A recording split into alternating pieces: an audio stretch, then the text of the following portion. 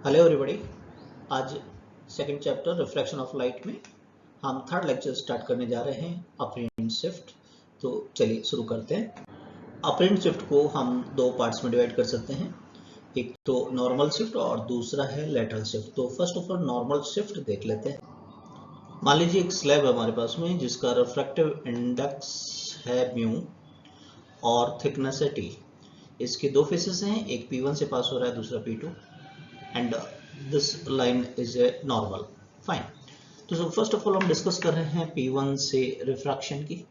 मान लीजिए यहाँ पर एयर में एक ऑब्जेक्ट हमारे पास में है किसी x डिस्टेंस पर।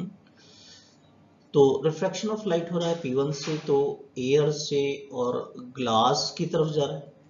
तो हमारे पास में जो पर्टिकुलर ऑब्जेक्ट है वो कहाँ पर है? रेयर मीडियम में। तो रेयर से डेंसर में लाइट जा रही है। याद करें जब रेयर में ऑब्जेक्ट होता था, इससे प्रीवियस लेक्चर जो हमने डिस्कस किया था अपरेंट डेप्थ का, उसमें इस बात को डिस्कस किया था कि ऑब्जेक्ट यदि हमारे पास रेयर मीडियम में होता है तो इसका इमेज थोड़ा दूर बनता है। कैसे बनेगा देख लेते हैं। इस लाइट रे को पीछे प्रोसीड करें तो यहाँ कहीं आकर मिलेगा। तो देखिए ऑब्जेक्ट का जो डिस्टेंस था शिफ्ट हो गया, थोड़ा दूर चला गया है। कितना हो जाता है ये? कितना हो जाता है? Mu times of the distance of the object, यानी ये डिस्टेंस कितना हो जाएगा हमारे पास? Mu times of the x. Fine. तो P1 I1 कितना होगा? Mu times of x. Fine. अब इस लाइट रे का रिफ्लेक्शन होगा इस डेंसर मीडियम से और रेयर मीडियम की तरफ। तो देखते हैं उससे क्या होता है। वो P2 सरफेस से होगा। तो अब रेयर मीडियम में जब लाइट रे जाती है तो it move away from the normal, तो थोड़ा दूर हट जाएगी। जब हम इसको प्रोसीड करेंगे तो यहाँ कहीं आके मिलेगी। अब लाइट रे डेंसर से रेयर में जाती है। जब भी ऑब्जेक्ट हमारा डेंसर मीडियम में होता है तो ये थोड़ा सा सरफेस की तरफ शिफ्ट हो जाती है इसकी इमेज। तो देखिए अब ये इमेज जो I1 है वो सरफेस की तरफ शिफ्ट हो गई है, यहाँ आ गई है। क्लियर है? राइट। ये फर्स्ट, इससे प्रीवियस लेक्चर में फर्स्ट केस हमने डिस्कस किया था, उसमें देखा था कि ऑब्जेक्ट अगर डेंसर मीडियम में, वैसे आप जानते हैं जैसे पानी में कोई ऑब्जेक्ट है बाहर से देख रहे हैं तो थोड़ा ऊपर उठा हुआ नजर आता है ना? तो ये थोड़ा ऊपर चला जाता है। और वो कैसे देते हैं अपन? Apparent depth equal to real depth by the mu. Reality में कितनी डिस्टेंस थी इस सरफेस से? P2 I1 divided by the mu. Fine. और P2 I1 है कितना? It is P1 P2, it is P1 P2 plus P1 I1। Right. Okay, ये values put कर दें अपन। P1 P2 की वैल्यू कितनी है? थिकनेस के बराबर है, कितना है? T। और P1 I1 कितना हमारे पास? Mu x. डिवाइड करें तो कितना आ जाएगा? T बाई म्यू, और म्यू से म्यू कैंसिल तो प्लस का एक्स। क्लियर है यहाँ तक? फाइन। अब हम मान निकाल लेते हैं नॉर्मल शिफ्ट को। राइट। तो नॉर्मल शिफ्ट होगा क्या? O से यहाँ था एग्जैक्टली, तो ऑब्जेक्ट यहाँ था और वो उसकी इमेज जो हम यहाँ से देख रहे हैं तो यहाँ पर शिफ्ट हो गई। तो this is the known as the normal shift along the normal is known as the normal shift. O से लेकर I तक, O से लेकर I तक कैसे कैलकुलेट करें? जो वैल्यूज नॉन है हमारे पास, P2I अभी आपने फाइंड किया। तो देखिए P2O में से P2I को माइनस कर दें, P2O में से P2I को माइनस कर दें, तो हमारे पास में नॉर्मल शिफ्ट आ जाएगा कि हमारा ऑब्जेक्ट कितना शिफ्ट होता हुआ नजर आया नॉर्मल के अलोंग। तो चलिए वैल्यूज रख लेते हैं। P2O, P2 से लेकर O तक, देखिए ये डिस्टेंस तो x है और ये t है, तो ये कितना हो गया? t plus x. राइट। और P2 से लेकर I तक की डिस्टेंस ये कैलकुलेट किया अपन ने, t और म्यू प्लस एक्स। फाइन। तो सब्ट्रैक्ट करें तो x x कैंसिल हो जाएगा, फिर हम t को कॉमन ले सकते हैं तो कितना आ जाएगा? t 1 minus 1 over mu. ये कुछ ऐसा ही आ गया है कि हमारा ऑब्जेक्ट यदि हो, याद करो डेंसर मीडियम में और रेयर मीडियम से देख रहे थे, प्रीवियस लेक्चर को रिवाइज कर लें जिनका भी रह रहा है। फाइन। तो नॉर्मल शिफ्ट की वैल्यू क्या आती है? t 1 माइनस 1 ओवर म्यू के बराबर। फाइन। अब इसको अप्लाई करके देखते हैं एक क्वेश्चन में। एक अच्छा सा क्वेश्चन ले लेते हैं जिसमें कि रिफ्लेक्शन भी इन्वॉल्व हो जाए, रिफ्रैक्शन भी इन्वॉल्व हो जाए, ये नॉर्मल शिफ्ट भी इन्वॉल्व हो जाए। राइट। तो ये क्वेश्चन लिया हमने कि हमारे पास एक ग्लास स्लैब है जिसका रिफ्रैक्टिव इंडेक्स म्यू है और थिकनेस जो टी कहते हैं हम 3 सेंटीमीटर है। राइट। उसके दूसरे सरफेस को हमने पॉलिश कर दिया है, इसको थिक मिरर भी कह दिया जाता है कई बार क्वेश्चन में। फाइन। और ऑब्जेक्ट यहाँ एयर में है जो कि इसकी फर्स्ट सरफेस से, ग्लास सरफेस से 10 सेंटीमीटर पर, यानी P1 से O तक का डिस्टेंस गिवन है हमको 10 सेंटीमीटर। पहले हम स्टेप बाय स्टेप समझते हैं कि क्वेश्चन को कैसे डील करना है। देखिए पहले ऑब्जेक्ट हमारा है आपके पास में एयर में, तो लाइट एयर से और ग्लास की तरफ जाएगी। सबसे पहले object is behaving like the light source, तो ऑब्जेक्ट खुद लाइट सोर्स की तरह से बिहेव कर रहा है, तो लाइट कहां से एंटर करेगी, एयर से। ऑब्जेक्ट कहाँ है, एयर में है, और वो ग्लास की तरफ जाएगी, air to glass, fine. Object कहाँ पर है, रेयर में। अब याद करो सेकंड केस था हमारा प्रीवियस लेक्चर का कि रेयर मीडियम में होती है लाइट रे, अभी थोड़ी देर पहले भी हमने डिस्कस किया। तो इमेज थोड़ा सा शिफ्ट हो जाती है, it move away from the normal. तो देखिए इसकी इमेज थोड़ा सा दूर चले गई है सरफेस से, राइट, यहाँ कहीं पर बनेगा, ओके। और वो कितना होता है, mu times the distance of the object. Distance of the object को हम ये x 10 सेंटीमीटर बोलते हैं अपन, 10 सेंटीमीटर x, तो म्यू टाइम्स ऑफ x हो जाएगी P1 से लेकर I1 तक, राइट। कितना, साथ ही साथ कैलकुलेट भी कर लें। म्यू की वैल्यू हमको ग्लास दे रखा है तो 3/2 आप ले सकते हैं, नहीं दे रखा है तो मल्टीप्लाई बाय द x, कितना है डिस्टेंस, ये 10 सेंटीमीटर गिवन है। 2 से 10 को कट करते हैं 5, 5 3 15, तो 15 सेंटीमीटर ये डिस्टेंस आ गई। सबसे पहले फर्स्ट रिफ्रैक्शन के कारण एयर से ग्लास में रिफ्रैक्शन हो रहा है, फर्स्ट स्टेप, पहला ये काम होगा। दोबारा से एक बार रिवाइज कर लें, ऑब्जेक्ट कहाँ है, रेयर मीडियम में, तो लाइट सबसे पहले रेयर मीडियम यानी एयर से और ग्लास में एंटर करेगी, उसके कारण इसकी जो फर्स्ट इमेज बनेगी थोड़ा सा शिफ्ट हो जाएगी, यहाँ बनेगी, जो कि 15 सेंटीमीटर होगी। आगे चलें, फाइन। सेकंड स्टेप में होगा क्या, अब लाइट रे जब ग्लास में पहुंच गई तो उसका रिफ्लेक्शन होगा, ये जो मिरर बन गया इस सरफेस से, सिल्वर सरफेस से, जिसको कि हम मिरर कह सकते हैं, है ना।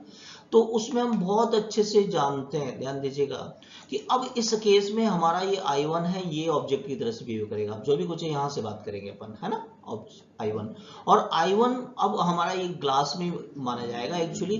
तो ये पर्टिकुलर सरफेस से कितना डिस्टेंस पर, जितनी डिस्टेंस पर ऑब्जेक्ट होता है भाई रिफ्लेक्शन में, तो रिफ्लेक्शन की बात हो रही है रिफ्लेक्शन में, तो जितनी डिस्टेंस पर ऑब्जेक्ट होता है उतनी डिस्टेंस पे इमेज बनती है, यस।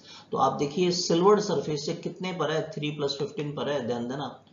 तो जितनी डिस्टेंस होगी इतनी ही पीछे की तरफ बन जाएगा I2, है ना। P2I2 कितना होगा, P2I1 के बराबर, क्लियर है।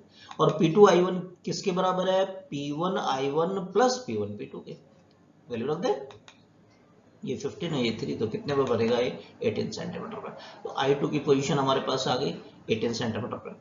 ये मिरर के पीछे की तरफ बनता है, हम इसको डेंसर मीडियम में मान लेंगे इसको कि ये डेंसर मीडियम हो गया, है ना, फाइन। अब 18 सेंटीमीटर बन गया। अब थर्ड स्टेप में होगा क्या, अब लाइट रे दोबारा ग्लास से एयर की तरफ रिफ्लेक्ट होकर वापस भी तो आएगी, रिफ्लेक्ट होकर लाइट रे वापस भी आएगी, रिफ्लेक्ट होकर वापस आएगी, तो सोचिए हम क्या बोलेंगे, ग्लास से एयर की तरफ आ रही है, तो ये रिफ्रैक्शन होगा दोबारा से सरफेस से, है ना। तो ये डेंसर से रेयर की तरफ आएगा, तो हमारा ये ऑब्जेक्ट जो है आपका डेंसर मीडियम में कहलाएगा। ऑब्जेक्ट कहाँ माना जाएगा, ये डेंसर मीडियम में कहलाएगा। और ऑब्जेक्ट यदि डेंसर मीडियम में होता है तो इमेज उसका थोड़ा सा लिफ्ट हो जाती है, ऊपर चली जाती है ना, कहाँ चली जाती है, ऊपर चली जाती है, थोड़ी लिफ्ट हो जाती है ऊपर की तरफ, थोड़ा सा शिफ्ट हो जाती है। और वो हम कैसे देते हैं, real depth divided by mu, है ना। रियलिटी में डेप्थ कितना कहलाएगा, ध्यान दीजिएगा, अब आप यहां से देख रहे हैं, P1 से लेकर I2, ये रियल डेप्थ कहलाएगी divided by mu. P1 I2 क्या है, P1 P2 और P2 I2, यस और नो, वैल्यूज रख देते हैं, वैल्यू रख दें इसका, ये कितना है, 3 + 18, 3 + 18, और 1.5 को हम 3/2 कह सकते हैं, 3 को 21 से कैंसिल करें 7, 7 2 जा 14, तो P1 से लेकर I का डिस्टेंस कितना गया, 14 सेंटीमीटर, राइट। ये कितना आ गया, 14 सेंटीमीटर आ गया P1I हमारे पास में, P1I, ये 3 होगा तो ये इसका मतलब 11 होगा, है ना, फाइन, ओके। हमसे ये पूछा गया है कि distance of final image behind the mirror, mirror के पीछे, मिरर यानी कि सिल्वर सरफेस के पीछे कितना डिस्टेंस है, तो ठीक है, टोटल कितना हमारे पास में, ये हमने कैलकुलेट कर लिया था 14, तो इस पूरे P1 और I में से P1 P2 को माइनस कर देंगे, तो 11 आने वाला अपने पास में, 14 - 3 = 11 सेंटीमीटर, क्लियर है। इसको एक बार दोबारा अच्छे से रिवाइज कीजिएगा, है ना, समझ में आ गया, ओके। अब इसका एक शॉर्ट टेक्निक बताते हैं ऐसे क्वेश्चन का, कि आपने देखा कि 3 स्टेप्स हमको लेना पड़ा जब जाके क्वेश्चन सॉल्व हुआ है, है ना। तो सिंपल एक टेक्निक बताते हैं, जब भी कोई ग्लास स्लैब को सिल्वर्ड कर दिया जाए, राइट, तो उस केस में जो शिफ्ट होता है ना वो ट्वाइस T1 माइनस 1/μ होता है, राइट। इसको याद कर ले आप शॉर्ट टेक्निक को, नहीं तो बड़ा मेथड सॉल्व करना पड़ेगा। चलिए इससे इसी क्वेश्चन को एक बार सॉल्व करके दिखाते हैं। हमें क्या गिवन था कि 10 सेंटीमीटर एक ऑब्जेक्ट है P1 से, फाइन। तो सबसे पहले distance of object from mirror surface, mirror surface से ऑब्जेक्ट का डिस्टेंस कितना है 3 + 10, ये तो कोई दिक्कत नहीं है, 13 सेंटीमीटर है, यस और नो, क्लियर है। तो इसका जो इमेज बन रहा था जिसको हम आइडस कह देते हैं थोड़ी देर के लिए, तो ये आइडस बिहाइंड द मिरर कितना बनेगा, वही 13 सेंटीमीटर बनना है, इसमें तो कोई इश्यू नहीं है क्योंकि मिरर वाली बात हो गई। आप ये देखिए P2 से कितना है 13 सेंटीमीटर, तो P2 आइडस भी कितना होगा 13 सेंटीमीटर, नो इश्यू, फाइन। अब थिक मिरर का कमाल देखते हैं अपन, वो हमने ये टेक्निक आपको बता दिया, आप सिंपली अप्लाई करो 2T1 - 1/μ, राइट। तो थिक मिरर जो शिफ्ट करता है वो करता है 2T1 - 1/μ, तो इसमें वैल्यू रख देते हैं अपन 2, थिकनेस कितना 3, 1, 3/2, तो ये 2/3 हो जाएगा। तो 2/3 को माइनस करेंगे 1 में से तो 1/3, 3 से 3 कैंसिल, तो ये हमारे पास में शिफ्ट कितना आ गया है 2 सेंटीमीटर आ गया। तो ध्यान दीजिएगा मिरर के कारण जो इमेज बनी 13 सेंटीमीटर पर, लेकिन ये जो शिफ्ट कर देगा ऊपर की तरफ, कितना शिफ्ट कर देगा 2 सेंटीमीटर, 2 सेंटीमीटर माइनस कर दीजिए, ये 2 सेंटीमीटर माइनस कर दीजिए, कितना आ गया 11 सेंटीमीटर, उतना ही आ गया। दोबारा रिवाइज करते हैं शॉर्ट टेक्निक को। सबसे पहले आपको करना क्या है, मिरर के कारण इमेज का डिस्टेंस निकाल लेना है। वो आसानी से कर सकते हैं आप, कैसे कि जितना डिस्टेंस ऑब्जेक्ट का है मिरर सरफेस से उतना इमेज बन गया, दैट्स इट। उसमें से शिफ्ट को माइनस करेंगे और वो शिफ्ट हमने बता दिया कितना होता है 2T1 - 1, T तो क्या होता है थिकनेस ऑफ द स्लैब है, वो निकाला जैसे 2, तो सिंपली 13 - 2 11 सेंटीमीटर हो गया। क्लियर हो गया कैसे किया इसको, फाइन, ओके। नेक्स्ट टाइप का जो शिफ्ट होता है that is known as the lateral shift. पहला क्या देखा हमने, नॉर्मल, लैटरल मतलब परपेंडिकुलर कितना शिफ्ट हो जाता है, इसको देखते हैं। मतलब क्या है इस बात का, मान लीजिए हमारे पास एक स्लैब है जिसका रिफ्रैक्टिव इंडेक्स μ और थिकनेस है T, फाइन। अब नॉर्मल के अलाउ नहीं देखना, नॉर्मल शिफ्ट तो हमने देख लिया। अब किसी एंगल से एक लाइट रे आ रही है, मान लीजिए ये, राइट। तो अगर ये स्लैब नहीं होती तो ये डॉटेड लाइन के अलाउ चली जाती, लेकिन अब रेयर मीडियम जैसे एयर से ग्लास में जा रही है, राइट, तो it's bend towards the normal, इस एंगल के कंपेयर में कम बना है एंगल, यस और नो, ऐसा होगा, फाइन, ओके।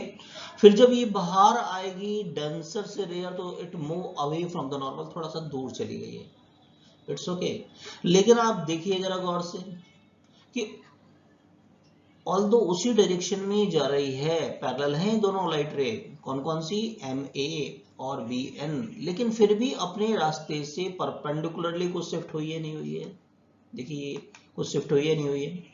इमर्जेंट रे है वो लेटरली मतलब परपेंडिकुलरली डिस्प्लेस हो जाती है कुछ डिस्टेंस से, दिखाएं इसको डायग्राम में, देखिए परपेंडिकुलरली कुछ डिस्टेंस ये D शिफ्ट हो गया, फाइन। इस D का कैलकुलेशन करना है, इसको कहते हैं लेटरल शिफ्ट। अगर आपसे पूछा जाए लेटरल शिफ्ट तो क्या कैलकुलेट करना है कि ये पैरेलल तो है लेकिन अपने इनिशियल डायरेक्शन ऑफ मोशन से कितना परपेंडिकुलर शिफ्ट हो गया इन पैरेलल लाइंस के बीच का सेपरेशन, फाइन। ट्रिग्नोमेट्री लगाएंगे, कोई इश्यू नहीं है। सब लोग कंसिडर करो ट्रायंगल ACB, A, C और B, ये राइट एंगल ट्रायंगल है, तो यस और नो, है ना। अच्छा, तो ये एंगल्स की कुछ जरूरत पड़ेगी, एंगल दिखा दे एक बार। ये आपका एंगल ऑफ इंसिडेंस है, तो ये एंगल ऑफ रिफ्रैक्शन होगा, राइट। तो ABC या ACB में हमें ये वाला एंगल लेना, राइट। अब करते क्या है ट्रिग्नोमेट्री में, जो भी नॉन साइड्स हैं, है ना, उनको काम में लेते हैं। एक AC तो पता है और AB इन दोनों ट्रायंगल में कॉमन है, तो हम AB और AC को लेते हैं। तो बताएं साइन थीटा अप्लाई करें हम कॉस थीटा, ये तो बेस हो गया, ये आपका हाइपोटेनिस हो गया, बेस और हाइपोटेनिस किस में काम में आता है, कॉस में, तो कॉस थीटा लगाएंगे ना, तो कॉस R क्या हो गया, बेस क्या है T डिवाइडेड बाय हाइपोटेनिस क्या है AB, क्लियर है यहाँ से। तो इस अननोन AB की वैल्यू फाइंड कर लेते हैं, यहाँ से कितना हो जाएगा T बाई कॉस R, कोई इशू नहीं, फाइन, ओके। अब दूसरा ट्रायंगल कंसीडर कीजिए ABD, अब ये एंगल क्या है, लाइट रे को ऐसा सीधा जाना था डॉटेड लाइन कर रहा हूँ, लेकिन थोड़ा सा टिल्ट हो गया है, इसको डेविएशन कहते हैं, एंगल ऑफ डेविएशन। ये तो एंगल ऑफ डेविएशन है, क्या ये एंगल ऑफ डेविएशन। तो अब देखो ए बी हमको पता है, यानी इस राइट एंगल ट्रायंगल में हाइपोटेनियस पता है अपने को, और ये लेटरल शिफ्ट फाइंड करना है, परपेंडिकुलर फाइंड करना है, परपेंडिकुलर हाइपोटेनियस साइन में काम में आता है कि कॉस में, सोच के बताओ, साइन में, तो साइन थीटा काम में लेंगे, तो साइन थीटा होगा क्या, परपेंडिकुलर ओवर हाइपोटेनियस। ठीक है, वैल्यूज हमारे पास है, रख दें यहाँ पर। डी को पहले से लिख सकते हैं, कोई दिक्कत नहीं है, एबी की वैल्यू है ना, एबी को प्लॉट कर दें अपन टी ओवर कॉस आर, तो हमारे पास लेटरल शिफ्ट आ गया, राइट। तो यहाँ पर डेल्टा क्या है, एंगल ऑफ डेविएशन जैसे बताया, और एंगल डेविएशन की वैल्यू फाइंड करना चाहें तो देखो ये टोटल तो आई होगा, ये आर है, तो क्या ये modulus of i minus r है, मॉडुलस लेना है हमेशा एंगल ऑफ डेविएशन, है ना, जब तक डायरेक्शन नहीं पूछे कि क्लॉकवाइज या एंटी क्लॉकवाइज। फिलहाल इस केस में क्लॉकवाइज डेविएशन हो रहा है, और कितना हो रहा है, आई माइनस आर उसका मैग्नीट्यूड है। क्लियर है इतना, फाइन। अब इसको थोड़ा सा और डिटेल में स्टडी करते हैं, है ना। एक केस ले लेते हैं कि अगर नॉर्मल इंसिडेंस हो, नॉर्मल इंसिडेंस बोले तो आई टेंड्स टू जीरो, आई की वैल्यू जीरो के आसपास हो तो हम नॉर्मल इंसिडेंस कहेंगे, है ना। तो सबसे पहले तो एंगल जब स्मॉल होते हैं तो साइन थीटा किसके अप्रॉक्स होता है, थीटा के, सहमत हमारी बात से, और कॉस थीटा किसके अप्रॉक्स हो जाता है, 1 के। सोच के बताओ मुझे, कॉस जीरो की वैल्यू कितनी होती है, 1, तो जीरो के आसपास होगा वैल्यूज, ये अप्रॉक्सीमेटली 15 डिग्री तक ले लेते हैं अपन, है ना, मैक्सिमम 15 डिग्री तक। तो साइन 15 डिग्री तक आप ले लें, साइन 7 डिग्री, 6 डिग्री, 10 डिग्री, तो अप्रॉक्सीमेटली वो उस न्यूमेरिकली एंगल के बराबर होती है रेडियन में, राइट। इसी तरीके से cos थीटा की वैल्यू अप्रॉक्सीमेटली 1 के बराबर होती है, फाइन, ये चीज हम काम में लेंगे। फिर डेविएशन अभी हमने देखा t by cos r sin theta, right. अब हमारे पास एंगल स्मॉल है तो साइन थीटा साइन डेल्टा तो डेल्टा हो जाएगा, और cos थीटा cos r किसके बराबर हो जाएगा, 1 के, रख दें वैल्यू, है ना। तो ये इसको तो हमने डेल्टा लिख दिया, 1 लिख दिया, कोई इश्यू नहीं है। तो और डेल्टा की वैल्यू क्या थी, आई माइनस आर, क्लियर है, सहमत है, फाइन। और देखिए इस में से हम अगर आई को कॉमन ले लें थोड़ी देर के लिए, मान लो आई का न्यूमरेटर और डिनोमिनेटर मल्टीप्लाई कर दिया, आई यहाँ से तो कॉमन आ गया तो 1, और यहाँ आर बाई आर, कोई इशू नहीं है ना, फाइन, मैथमेटिक्स है। अच्छा, अब इस रिफ्लेक्शन में एक बार बात कर लेते हैं, स्नेल्स लॉ लगाते हैं, μ1 sin theta 1 equal to μ2 sin theta 2, very first lecture, है ना, स्नेल्स लॉ, जिन्होंने देखा उसे रेफर कर लें एक बार। तो देखिए यहाँ रिफ्लेक्टिव इंडेक्स कितना हुआ, एंगल कितना है आई, ठीक है, यहाँ रिफ्लेक्टिव इंडेक्स कितना है, mu sine r, fine, okay. तो अगर एंगल स्मॉल है तो साइन थीटा हम थीटा के इक्वल लेते हैं, तो साइन आई को आई कह देंगे, साइन आर को आर कह देंगे, राइट। हम क्या करने जा रहे हैं, आर ओवर आई की वैल्यू निकालने जा रहे हैं, तो आर ओवर आई क्या होगा, 1 ओवर म्यू, राइट, तो यहाँ रख सकते हैं हम, तो आर ओवर आई की वैल्यू क्या हो जाएगी, 1 over mu, fine, okay, right. तो एक तरीके से यहाँ पर ये हो गया आई मल्टीप्लाई बाई, याद करो नॉर्मल शिफ्ट जो हमने कैलकुलेट किया था, है ना, सोच के देखो जरा एक बार, राइट, हाँ, फाइन। इसको हम कहते हैं lateral shift due to the small angle of incidence, clear है, फाइन। सेकंड केस लेते हैं, ग्रेसिंग इंसिडेंस। ग्रेसिंग इंसिडेंस क्या रहता है, meaning approximately along the surface of this refraction, refractive surface की अलोंग जाए, means i approximately pi by 2 हो, यानी बड़ा एंगल हो, राइट। उस केस में क्या होगा, हमें एक्यूरेट वैल्यू ही लेनी पड़ेंगी, ये सब है ना, उसमें नेग्लेक्ट नहीं कर सकते हैं। तो इसको ट्रिग्नोमेट्री से एक बार सॉल्व करते हैं, है ना, राइट। तो अब ध्यान दीजिएगा, आई अप्रॉक्सीमेटली पाई बाई 2 होगा, तो sine 90 minus theta cos theta हो जाता है, ये तो कैंसिल हो गया, तो ये अप्रॉक्सीमेटली टी के बराबर हो जाएगा इस में, यानी ये नॉर्मल अगर इंसिडेंस हुआ, नॉर्मल यहाँ आई मीन टू से अलोंग द सरफेस हुआ, जिसको हम ग्रेजिंग इंसिडेंस कहते हैं, फाइन, तो उस केस में मैक्सिमम आपका डेविएशन होगा, और वो किसके बराबर होगा, टी के बराबर होगा, फाइन। चलो इन सारी इंफॉर्मेशन को अप्लाई करते हैं क्वेश्चन में, हमसे कह दिया जाए कि lateral shift versus angle of incidence plot करके बताओ, फाइन। तो अभी हमने जो पढ़ा सबको एक बार समराइज करते हैं, फाइन।